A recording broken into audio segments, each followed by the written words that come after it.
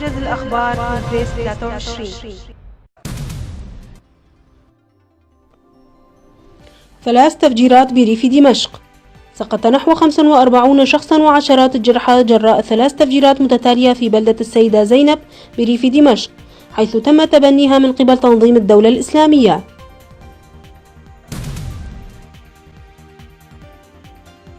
المعارضة السورية تجتمع مع دي مستورة. التقى وفد المعارضة السورية مع المبعوث الأممي ستيفان دي مستورة للمرة الأولى، وطالب ببذل الجهود لتحسين الأوضاع الإنسانية على الأرض، وإلا فإنها لن تشارك في المفاوضات مع النظام.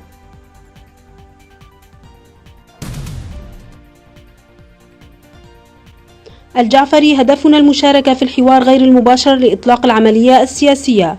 قال الرئيس الوفد الحكومي في مفاوضات جنيف بشار الجعفري أن هدفنا المشاركة في الحوار غير المباشر لإطلاق العملية السياسية دون شرط.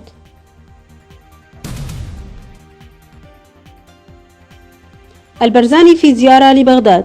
قام رئيس حكومة إقليم كردستان نيتشيرفان البرزاني بزيارة إلى بغداد، حيث التقى رئيس ائتلاف دولة القانون نوري المالكي، ومن المقرر أن يلتقي مع المسؤولين في بغداد لمناقشة القضايا العالقة بين أربيل وبغداد.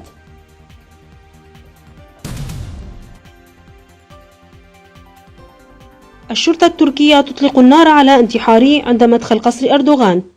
أطلقت الشرطة التركية النار على شخص قالت أنه انتحاري بعد محاولة من الشرطة توقيفه ولم ينصاع الشخص لأوامرهم، فأطلقوا النار عليه قرب مقر الرئيس التركي رجب طيب أردوغان في إسطنبول.